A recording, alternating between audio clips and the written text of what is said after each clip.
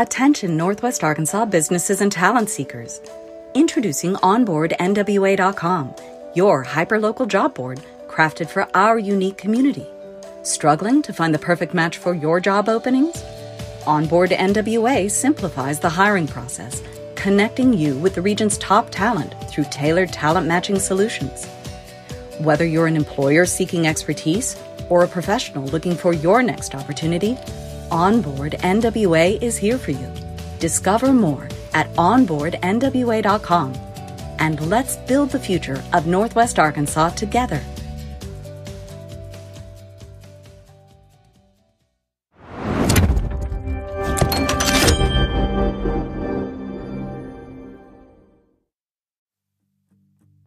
Hey, this is Gary Head at Signature Bank of Arkansas. We founded Signature Bank in 2005 with local ownership to serve our communities with the best bankers with the most authority to do business.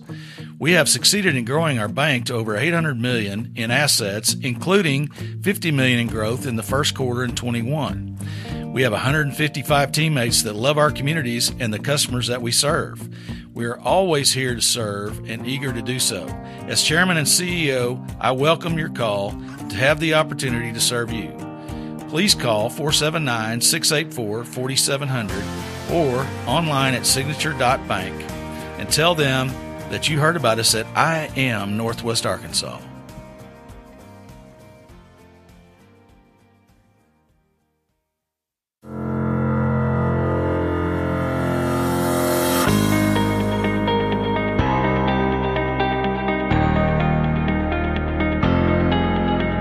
It's time for another episode of I Am Northwest Arkansas, the podcast covering the intersection of business, culture, entrepreneurship, and life in general here in the Ozarks. Whether you are considering a move to this area or trying to learn more about the place you call home, we've got something special for you. Without further ado, here's our fearless host, Randy Wilburn. Hey, folks, and welcome to another episode of I Am Northwest Arkansas. I'm your host, Randy Wilburn, and I'm excited to be with you today. I've got a great guest, and I'm really honored that I'm able to actually share this episode before the event actually happens. But I'm sitting here with the founder of Cureate, Kim Bryden, and Kim got introduced to me by some other people that I know, Victoria over at Resplendent Hospitality, as well as Morgan Scholes from the Forge Fund, and just excited to just have a conversation with Kim. How are you doing today? Thank you so much for having me. I am having a beautiful day. Good. So tell me a little bit about Cureate and tell me a little bit about yourself. Ooh, where to begin? So I'm from New Jersey. I'm from a small farm town. And then for university, I went to American University in Washington, D.C., and then ended up staying there for 14 years. And 7 years ago, I founded Cureate at the intersection of food and beverage supply and demand matchmaking. And how I got to this point was I've been in food from government to Fortune 500 retail management to food tech startup. In fact, when I finished university, I ended up working for the Alcoholic Beverage Regulation Administration in DC doing liquor licensing. And that was quite the experience. And from there, I ended up working for Whole Foods. I worked in their Northern Virginia stores and then opened the brand new Whole Foods Market Foggy Bottom on George Washington University's campus. And from that experience, I really wanted to understand how people were starting to purchase with the advent of Twitter and Instagram on the rise. So how are people having an online experience that was affecting their offline purchasing behavior? So I went back to school to Georgetown for digital media management and analytics, and that transitioned me into the food tech space. And the last company I worked for, they were based in Brooklyn. I was still in DC, but I launched new markets for them. So it was Austin, Seattle, Chicago, worked on New York, understanding, again, the supply and demand side of the marketplace that this company had launched, which was putting chefs in people's homes. So I had the opportunity of understanding what were the chefs, how they wanted to grow and what was their brand and how did they want to gain access to a new market. And two, on the consumer side, how do you start finding and booking chefs to do private meals in your house? Like, that's pretty interesting. But who are the early adopters to really get on the site? And what I realized from that experience is that that company ended up raising a hefty sum of money, around the likes of $20 million. And I realized that they had a trajectory on our typical startup culture narrative of wanting to be the next unicorn. And they used certain terminology of like Uber of chefs. And here I was coming from a food background, and I realized there were so many aspects to the user experience that needed to be solved for that wasn't as easy as deploy coupons to get customers. Right. And so I got this fire in my belly of thinking, I want to work with individuals who actually care about stable cash flow and have sustainable businesses and actually build businesses that are of and from their communities, and not necessarily in this, can be a little bit make-believe land. And so this is like the genesis of how, again, that fire in my belly of starting Cureate. And that was 7 years ago. And we've been in the Mid-Atlantic since the beginning, and have now opened a second hub here in Northwest Arkansas in July. And so, Cureate has these three very important facets of our business. The first is that we exist to shift the dollar back into our local communities by building an empowered supply to meet a changing consumer demand. And so the supply side is Cureate courses. And that's in tandem with the event you alluded to. So I know we'll get into that in a bit, but Cureate Courses is our 10-course entrepreneurship education curriculum. And we often say, you might make jam, but not know how to run a jam business. You come to us. Yeah. So it's really like the marketing, business development, sales, brand, storytelling. What is the unique value proposition you're actually bringing to the table? Yeah, it's almost like a boot camp. I mean, I know that's an overused word, right? But it is if you think of it. Mm-hmm. Well, right. And especially the stage of growth of the entrepreneurs in our curriculum, they're between 50,000 to 750,000 on average annual sales. So they've been doing it. And now they're at a point of, now what? Now what happens? And they might need to quit their full-time job. They might need to hire someone. And that can be really scary and lonely. And so we have a cohort model where we have 10 businesses per Cureate Courses cohort going through the curriculum. And over the years of running this education, I started recognizing the amount of pick your brain emails we would get.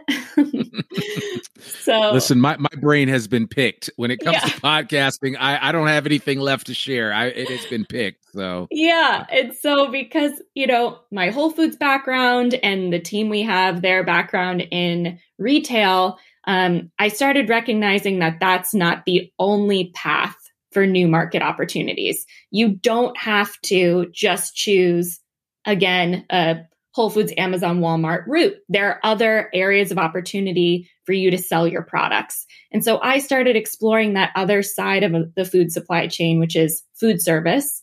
That would be your universities, hospitals, corporate cafeterias. And how were they purchasing food products? And could they shift their purchasing power back into small local businesses? So here we had this pool, this empowered supply ready to get into these new sales channels.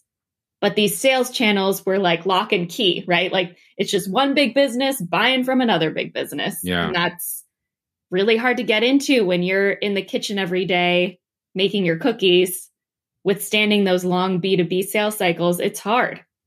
And so that launched the second arm of our business, which is Cureate Connect.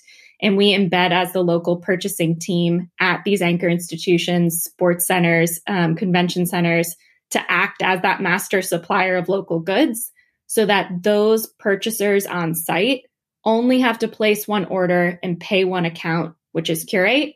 And then we find, vet, and source product to meet those demand needs. So logistically, they don't have to talk to 20 different vendors and pay 20 different bills. And on the buyer side, it's also a bit of risk mitigation because maybe that cookie doesn't sell well. Or maybe the customer wants a new healthy beverage alternative like a kombucha, but you're a bit scared to bring it on the shelf. With us, we can be that agile partner to bring things in and out, and you don't have to sever a whole contract every single time. So that's the two sides of Cureate. Again, courses connect and they work in tandem to really build this new supply system.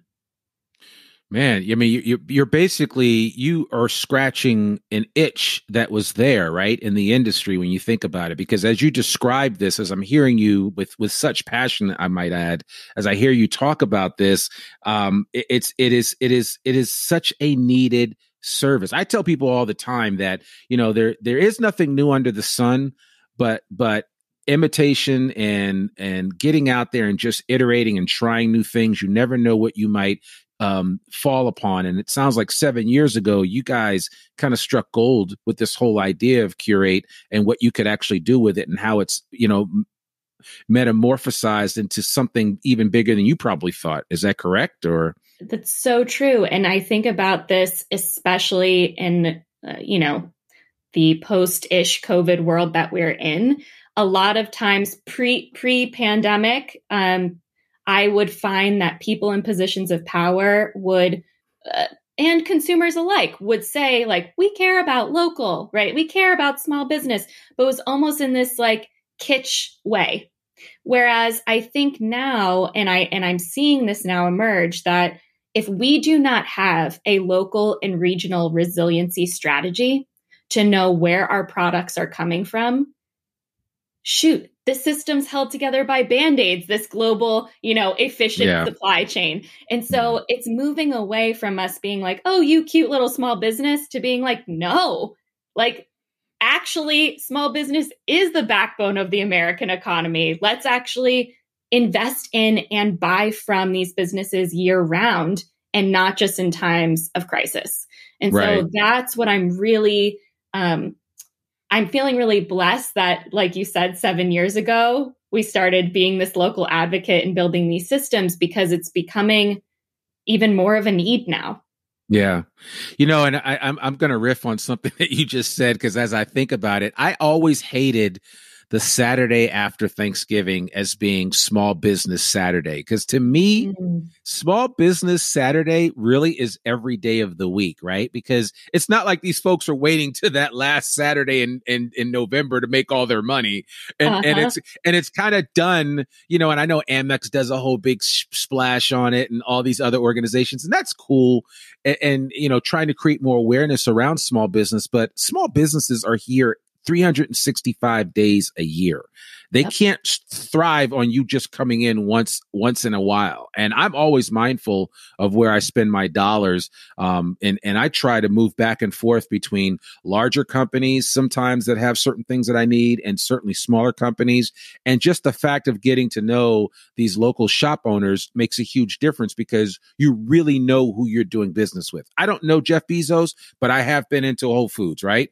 But the thing I like about going to like a place like ONF or Ozark Natural Foods is that I know Mike Anzalone, who's the general manager there. I know a lot of the people that work there. I even know some of the farmers that provide food for that co-op. So, it's different when you have those types of relationships and you appreciate it more, and you realize the hard work that goes into like a company like Bansley Berkshire Ridge, who provides pork and other meat products here locally. And they do a great job as a sustainable farmer here locally, providing food to a wide swath of Northwest Arkansas. And we need more of that. And people need to be aware of where their products and services and food is coming from, because it makes a big difference when you're able to support and buy locally. That's my rant. I'm into that. So we are here on the same page. I mean, every day we say all the time, every day you have a chance to be an investor with your dollar. Like every day you are voting with your dollar in the world that you would like to see exist, right? Like that purchase every day is an investment in the systems that you want to uphold and see flourish. And I think too, something that, sort of sparked in my mind as you were talking is, I think in this continually connected world from, again, an internet standpoint, we're feeling more disconnected. And so especially when you have these connection points to the basis, right? Food, right? It is fueling your body and your soul and your heart. Like that is not something that is just like dollars and cents, right? It's more of a value add than just the lowest cost possible. And so I'm really hoping that we can start thinking about our purchasing as values-based purchasing. Values-based procurement is sometimes the vernacular used, instead of just racing to the bottom on cost all the time, because you're really investing in that community and connection. Yeah. And I mean, you also see the end result. Like I know that, specifically, and I hate bringing up Ozark Natural Foods, and just as a disclaimer for everybody, I am on the board at ONF. And so I don't just talk about them all the time, but because it's in line with what we're talking about right now, I'm going to bring them up. But ONF does a great job of supporting local farmers, and they do a thing where they will round up to the next dollar when you're buying your groceries. And then they give that money to different farmers, different local contributors to our marketplace, especially our food marketplace, to make sure that they have the tools and equipment needed to do what they need to do. And ONF has given out thousands of dollars to these local providers that are feeding us on a regular basis. And so, your money, especially if you shop local, especially in a place like ONF, and this is not a knock on Whole Foods or Harps or any other grocery store, but specifically for ONF, there is a direct correlation to the dollars that you spend there and how that money gets recycled back through the community. So it doesn't necessarily leave Northwest Arkansas. It might go to the bank of Ozark Natural Foods, but then a check gets sent to one of the local farmers or providers of food or any other type of service that might be in line with the goals of Ozark Natural Foods. So, I mean, I think that's important. And if that's just one example of how it can work, you've created another platform where we can support local businesses. That's why I think this program is so important. Yeah. Can I do a really interesting threading of needle between ONF and Cureate courses? Thread away. So we just launched Cureate Courses Northwest Arkansas in partnership with Forge, the oldest revolving loan fund in Arkansas. They've been incredible partners and supporters. And with this first cohort of 10 businesses, in fact, 3 of the 10 already can be found at ONF.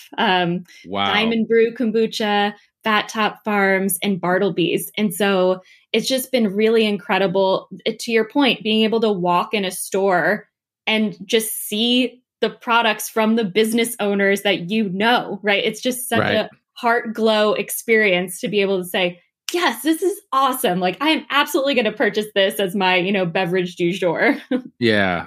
No, you actually mentioned I've had all of their products. Diamond Brew Kombucha is amazing kombucha. Fat Top Farms is their mushrooms. And I've been trying to get those guys on the podcast. So if you're listening to this, guys, we got to sit down and talk, because I know who designed some of their materials for them. But shout out to Donovan. But Fat Top Farm makes some great mushroom jerky that's out of this world.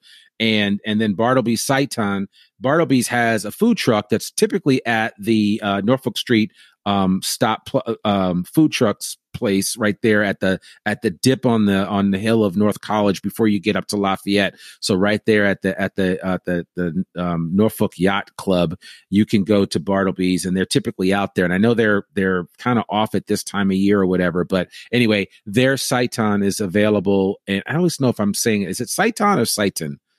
It's Seitan. It's Seitan. Okay, yes. So pronunciation. We want to say it right. Seitan. So their Seitan is available in the grocery store there at ONF. So I certainly encourage you to support them as well. And it's off the charts. It is really, really good. So yeah, it's like a crispy cutlet, like the vegan chicken alternative. It's so delicious. Totally. Yeah, no, I highly recommend it. And they're super friendly folks there, and I've connected with them a few times, but I'm glad that they're participating, and I can't wait to hear everybody's pitch, of what they're doing and the difference that they're trying to make here in the local community. So totally. And that's really the culmination of the courses is each business is at a very different stage of growth and has different desires on how they want to grow their business. Some people might want to double down on e-commerce. Others might want to move into wholesale, right? We don't define what success looks like for someone, right? It's their business, it's their dreams, but we're equipping them with tools along the way to really assess and analyze how to focus their time and what that next stage of growth might be. And so that's what you're going to hear in the pitch competition, both after these 10 businesses and future cohorts, is really getting clarity for each of these businesses on where they see themselves now and where they want to go. Yeah. And I would have to imagine, even though the pitch competition is the only true competition here, because outside of that, it's not like you've got 10 different kombucha companies that are all in this program. But I would have to imagine that this cohort, they probably fed off of each other, and they probably ideated a lot, where I'd be interested to know if you have any stories to share about how maybe one group got inspiration from another, and how that's maybe led to them maybe starting a new line of business, or just some inspiration that really kind of took it to another level for them. I know you have a story to share about that. Oh, Randy, this is like my favorite part, because we've run Cureate courses year over year, again, starting in 2015. And one of the main things that we measure at the end of our programs is how businesses end up doing business with one another. Right? Like what opportunities could emerge between cross-merchandising, marketing campaigns. And so you're absolutely right. Already we've seen Bartleby's, as an example, do business with another or a giveaway promotion with another member of our cohort, Ashami Tea. Ola is the founder of Ashami. And so they had tea and Bartleby's giveaway and promotion. And so you're totally right. Seeing the cross collaborations and just thought processes, and even asking people, where do you get this packaging material? What do you use for your third-party logistics company? Just having that camaraderie to bounce ideas off of is so important. Yeah, no, that's really exciting, and I love hearing that, and I can't wait to hear their pitches during the competition. And so tell me, let's talk a little bit about this competition. Then I want to circle back, because I know you mentioned 3 things that you guys are doing: the courses, the Cureate Connect, and there's one more thing, and I want to talk about that. But let's talk about this competition. Mm-hmm. Yeah. So the 10 businesses will be featured 5 minutes to pitch with a brief Q&A from our judges. And then afterwards, we'll actually have a holiday market featuring all of their products that you can buy and hopefully gift for the holiday season. But when you're there as a community member listening to the pitches, you actually have a vote too. And so the community vote is one. There are 4 judges plus community vote. So it is one of the 5 votes. And so the winner receives $5,000 cash. And so each individual will frame their pitch around, if I had $5,000, I would do X to get to Y. And so we're really listening for, what is that impact that they're trying to create, and where do they see themselves going in the new year? And this is just one part of that, small catalyst funding to get them to that next place. Yeah. No, and it's great. And just for everybody's edification that's listening to this, for this particular pitch competition, this is the fall of 2021. The 10 entrepreneurs include Baked by Corey, Bartleby's Food, Simple Plus Sweet Creamery, Diamond Brew Kombucha, Amanda Bakes, Your Resident Gourmet Cooks, JoJo's Caribbean Cuisine. I've heard about them. I've heard good things. New Java Coffee Company, Just Be Coffee Bar, Asami Naturals, and Fat Top Farm. So those are all of those guys have participated in this cohort, and they are all vying for the $5,000. And the competition should be, I'm sure it's going to be vigorous, to say the least. Yeah. Oh, I've just been, we've been in some dress rehearsals, and I do not even know how this is going to turn out, because they have all they have shown up. They are so prepared and ready, and I'm so thrilled. And I think the other important piece to this too is each of these businesses, Northwest Arkansas, I mentioned earlier, have been in DC for 14 years.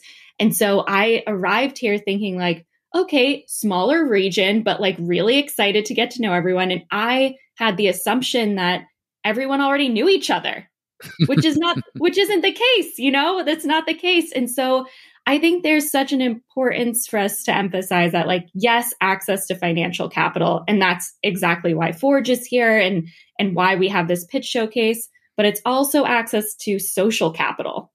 And so just everyone getting to know each other and the community showing up, and like whether or not you win the 5K, now you have a room of potential brand advocates, right? Who now know you and can be supporters. So I think that's an equal importance to why to come to the pitch showcase. Yeah. And you bring up a really good point because brand matters, right? I mean, it's almost like what we talk about as individuals, right? All we have is our name, but all a business has is their brand. And you have to get started on the right foot with your brand. And I think this is a great way to do that. And several of these organizations already have an established brand. You're helping them kind of take it to the next level, as I always like to say. But it's important for people to become aware of that. So I want to encourage everybody to register for this event. You can sign up for free. It's Tuesday, December 14th. So as at the date of this podcast coming out on the 13th, it'll be out one day before this event. And if you're listening to this post event, you still need to connect with Cureate, find out what they're doing, because there will be another cohort that they will have in the spring, and they'll probably wash, rinse, and repeat this over and over again until Northwest Arkansas is just the land of food startups and it's such an ecosystem or fertile ground, as we like to say, for you to get your business off the ground. And speaking of Northwest Arkansas, Kim, I'd love your perspective on what Northwest Arkansas means to you, given the fact that you're kind of living this by existence in terms of living in two different locations, right? DC and Northwest Arkansas.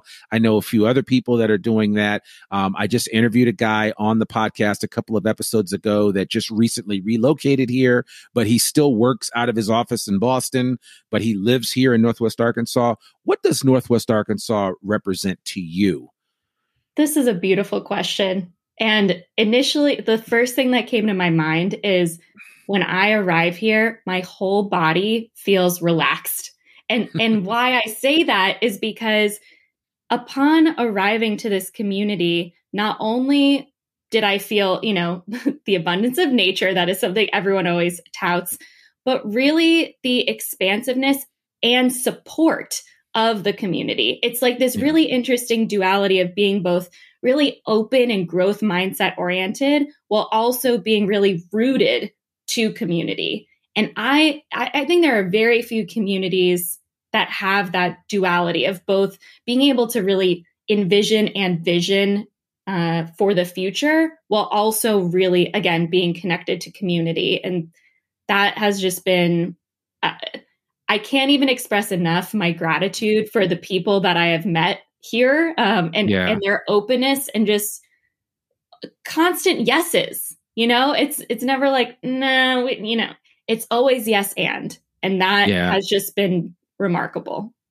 Yeah. And, I'm glad you said that it's always yes. And because I've mentioned this before on this podcast that I've lived in some other more established areas just because they're older, like Boston, San Francisco, but San Francisco maybe not be that older, but it is an established place. But anyway, the long and short of it is you go into certain big cities and certain areas, you almost have to get permission to do things. Right. And I'm sure you never felt like you needed permission to do what you're doing. Like you said, people probably heard your idea and were like, Kim, where do we sign up? How can we help you? What do you need? Oh, by the way, I know these 5 people that I think can help you get this thing off the ground the way you want it. I mean, is that pretty accurate? I mean, here for sure. But to your point, like it is not that case other places. Right. People, it again, just different cultures, but one mindset can be very much like fiefdom or territorial basis, And so gatekeepers everywhere. Yeah. So, right. It's so really understanding like one's value and people supporting that value. That's just been such a breath of fresh air. Yeah, no, I love that. And then so to piggyback on this event, so this event's happening on Tuesday, the 14th of December. Again, if you're listening to this after the fact, you need to connect with Cureate, and their website is, what's your website again? Cureate.co. Yeah. .co. There's no M at the end, just CO. So connect with them just to find out about what they're doing next. But they're also doing a Cureate holiday market at the Meteor. They've teamed up with the Meteor Cafe in Bentonville for a week-long holiday pop-up where they're going to be featuring local goods from a lot of the Cureate course graduates. So you'll be able to purchase products there at the cafe from December 13th, which is the day that this podcast comes out, if you're listening to it on that day, which I hope you are. And then it will run all the way through the 19th of December. So they'll have all kinds of great great products out there, direct source African teas from Asami, affogatos from Simple and Sweet. Ooh, can I say something about that? Sure, please. So excited. Yes. So Simple and Sweet's ice cream, and I mean, it's winter. So an affogato is a scoop of ice cream with espresso on top. So delicious. Where do I sign up? So yeah. I mean, that's easy. So, yeah. But yeah, they're going to have a little bit of everything. Some meat alternative products from Bartleby's, and of course, Diamond Brew kombucha. And actually Diamond Brew's story is quite interesting as well. So I can't wait to kind of hear them talk about that, because I know the whole story about Diamond Brew and how they started. And I may need to get them on the podcast at some point in time just to kind of talk about that whole process, right? Because a lot of times I think it's people, sometimes people think they have to create something from scratch, and that's not always the case. There are sometimes that people get something started and you find out about it, and maybe it's an opportunity that you might be able to purchase from them, or, a lot of times like startups start up and then they just don't have the gasoline in the tank to keep going, or, sometimes people start things and then just decide they want to do something else. That's life. Right. Yep. And I also, this is a somewhat of a tangent, but I hope on the same theme. I think about this for our farming community, that there are so many generational farmers that their children may not want to continue on the business. And so what does it look like for succession planning, if that's what you as a younger farmer want to get into, to take over an operation and apprentice? And anyway, so I think you're absolutely right. Across our food supply chain, there are those opportunities to really not always reinvent the wheel, but to take over and then build upon something that's been created. Totally. And I work with a lot of entrepreneurs. I'm in a lot of different entrepreneurial ecosystems around the country where we talk back and forth about different ideas. And some of the best ideas I've heard are people that have gone out and purchased businesses that have been around for a while and then taken them to a whole nother level, have added to the business, even simple businesses like a CPA. And I just had a friend I was reading about on one of the pages that I follow, and he had just taken a simple CPA company and then changed it on its head. And so they still do the normal CPA accounting tax stuff, but now they're also doing kind of like personal finance coaching and training as far as helping people out as far as that's concerned. And so that is, there's a lot of different things that you can do. And there's a lot of people who have run their course with their business that are ready to sell. And a lot of times, because they can't find a suitable buyer, I forget what the statistics are, but it's almost like 85% of small business owners end up shuttering their businesses. They don't have, and some of these are legitimate businesses, right? Sometimes people just retire and ride off into the sunset, and that's a great story. But in a lot of instances, there could be opportunities for those businesses to continue on with the breadth and inspiration of a new owner. And so you don't have to create something from scratch in order to get out there and realize your dream of owning a business, especially in the food space. So, and plug for, you had mentioned this earlier, what's the third thing Cureate does? And I'm going to tie this all together here. Yes. The Wrap it other up. piece is Cureate Consult, which is just where we started is working with city governments and economic development centers. And people really thinking about food systems change at large and how that intersects our food system intersecting with economic development strategy. And as you were talking about that, I immediately thought about what a plug for hiring and working in a small business. You know what I mean? Like that is what it means to operate and run a small business and work for one, right? Yeah. Because you get to be entrepreneurial in this organization and who knows the growth potential. Like you could one day be integral to that operation and take it over, right? And so I think that's a really important piece of when we think about our higher level economic development strategy. It's not always the recruitment of big business, but the fostering of small to mid-sized business for those unique opportunities. And since you're tying it together like that, I'm going to share a story of a previous guest. Her name is Daymara Blanco, Daymara Baker from Rock and Baker. Love Daymara.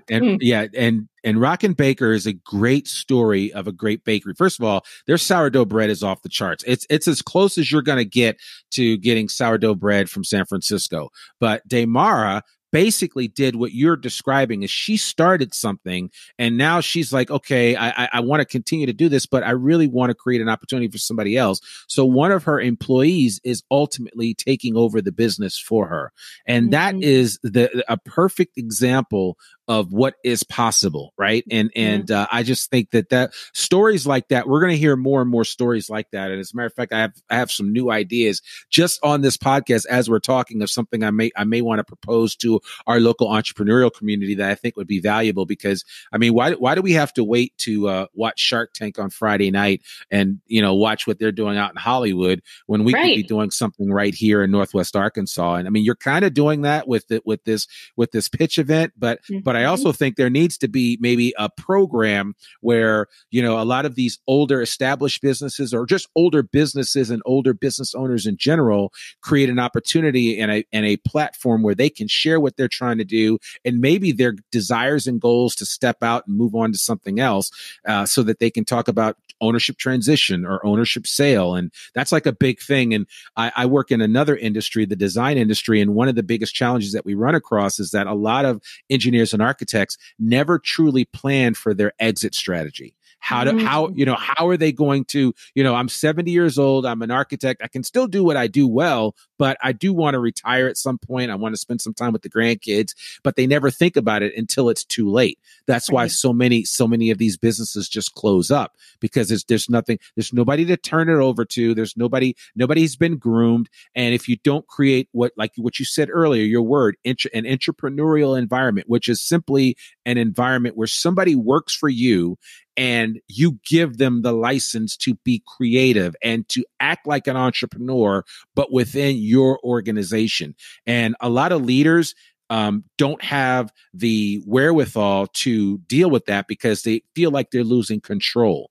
And I could go on and on. I mean, I'm very passionate about this subject, but I think that a lot of people that want to be entrepreneurs are really entrepreneurial, meaning that if given the right opportunity and license, they could create something amazing within an organization they work for. And who knows, maybe down the road, they could take over that organization, like what this gentleman did with Daymara at Rock and Baker. But the bottom line is that you have to go through that process. And I think we need to create a place where people can have these conversations so that, people can really talk about it. Because I don't know what you, the small business owner, is going through on a regular basis, what you're talking to your spouse or significant other about in terms of wanting to wind up or wrap up the business, but you still have a thriving entity. And what better way to keep it going than to either groom somebody or identify someone that can take it over for you and be the next generation of growth and leadership in that organization. Totally. And I want to highlight one thing you shared, which is the fact that when you are in the owner operator of your business, a lot of ego can crop up around control and, feeling like someone's stepping on my turf. I mean, I'm speaking from my own experience and seeing other people in that same space. And we help address that through Cureate courses by specifically this curriculum. We have 2 sessions with a leadership emotional intelligence coach that each entrepreneur is, gifted to redeem at their choosing. And so that's how we're trying to address the personal side of what it means to grow a business, because a lot of things can come up, from childhood to present day around why you're making the certain decisions you're making. And sure, we wanted to make sure that was addressed in this growth moment too. Yeah. And it's so, because I do, yeah, you're getting me excited talking about that. I'd love to be a fly on the wall in one of those sessions, but I've always told people, I've done a lot of leadership training over the years. And I always tell people your job as a leader is to work yourself out of a job. Not that you're going to get fired, but that you're going to create opportunities for other people to step into what you do so that you can go off and do something else even bigger than what you were currently working on, right? It's not to put you out to pasture, because I think that's what a lot of people think. And that's why people get jealous. Their envy gets involved, and you're right. Ego is the enemy. I love that book by Ryan Holiday, but it's a really good sobering reminder that we all struggle with ego, and we have to be able to keep our ego in check, especially when we're running a business. Especially when we're running a business. But you're so right, and that is so needed. But when people get the adequate and proper leadership development skills, oh man, you're off to. That's like adding gas to a fire. It really is when you talk about that, because if you look at the organizations and businesses that are truly well run, it's because they have well-rounded and solid leaders, and they're really doing amazing things. Now, there are some anomalies. There are some organizations and businesses that run with tyrants that are leaders, and those are the exceptions. That's not the rule. And right. My encouragement is to tell people to be looking for leaders that are really visionary, and also are visionary from the vantage point of what you can bring to the table to help them grow this business and be a part of that growth. Not just that's just Joe. He works here from 9 to 5, Monday through Friday, or that's just Sally. She's just one of my employees. No, she is a teammate, and she's helping me take this company to where we're going to go. Right. Totally. I've taken 2 full day courses specifically on giving and receiving feedback. Yeah. Yeah. Like that in and of itself, again, like 48 hours, Yeah. A little exaggerating, but yeah. No, but yeah, between giving and receiving feedback and active listening, we could all stand to do that for days. And so, man, Kim, I could go on and on with this. So listen, I want to set you up with this. Again, this program's happening. If you're just listening to this on Monday, December 13th, this program's happening tomorrow night. Please register to participate in the pitch competition. You can come down. It'll be at Fairlane Station, 108 Graham Street in Springdale. The holiday pop-up that we spoke about is going to be at the Meteor Cafe, and that's 401 Southeast D Street in Bentonville. Obviously, all COVID precautions will be made during these events, so please be prepared to come in and participate if you can. Support, root on, clap for, and encourage those that are going to be in this program. And then I really want to encourage you to visit curate.co, like them on Facebook, and follow them on Instagram. All of this information will be in the show notes for this episode of I Am Northwest Arkansas. And again, if you're listening to this in January of 2022, or even in July of 2022, and the spring cohort is over, just connect with Cureate, connect with Kim, and learn what they're doing. And you can get involved with the next program that they put out there. But certainly they're doing amazing things with their Cureate courses, the Cureate Connect and Cureate Consult. So there's a lot that's involved with what Kim and her team are doing here. And I personally am thankful that Kim is spending both time in DC and here in Northwest Arkansas. I hope she spends more time in Northwest Arkansas, but that's just me being selfish. So, but Kim, seriously, thank you so much for joining us on the podcast. And we really, really appreciate it. I don't want to put you on the spot, but I'm going to. When you do go out to eat, do you have a couple of favorite places that you like to go to here? Because I could ask you about DC and I would know what you're talking about, but I want to talk about Northwest Arkansas. I have 3 favorites as of late. Okay. Kana Indian Grill. Sure. Love Kana. Very good. Yeah. Leverett Lounge just never fails me. And then I'm going to give a shout out to my favorite breakfast spot, which is Bites and Bowls in Springdale. They make hash brown waffles.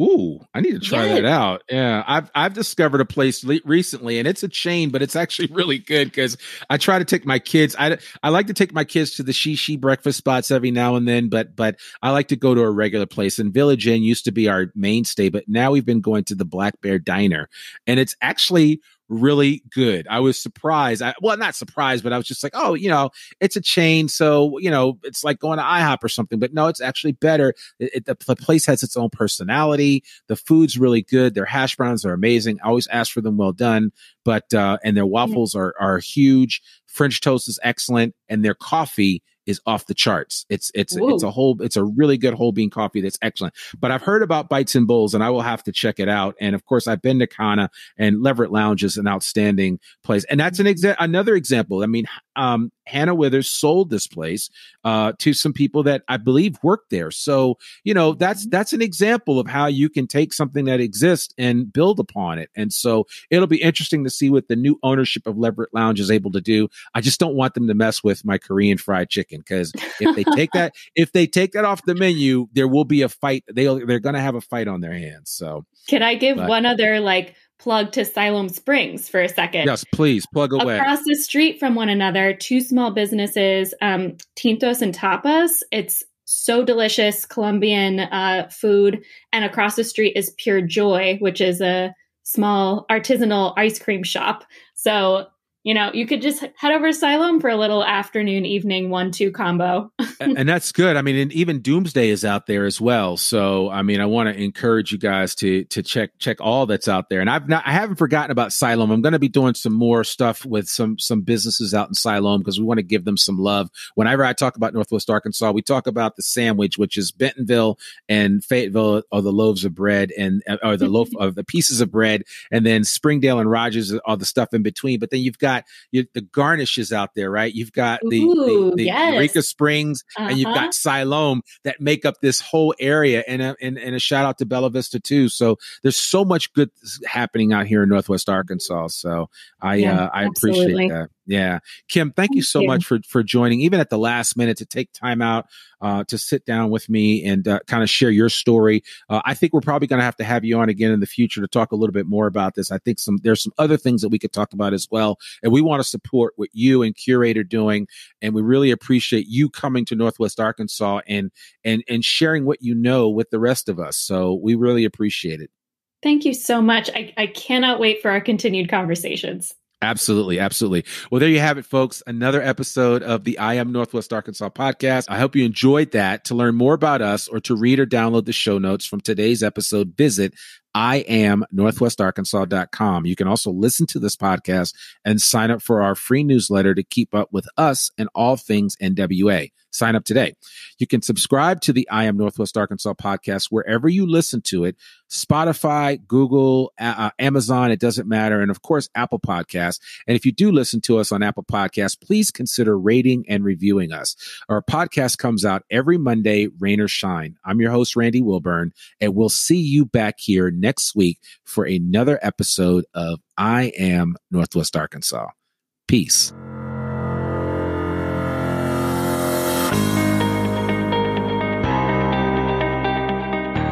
We hope you enjoyed this episode of I Am Northwest Arkansas. Check us out each and every week, available anywhere that great podcasts can be found. For show notes and more information on becoming a guest or sponsor, visit IamNorthwestArkansas.com. We'll see you next week on I Am Northwest Arkansas.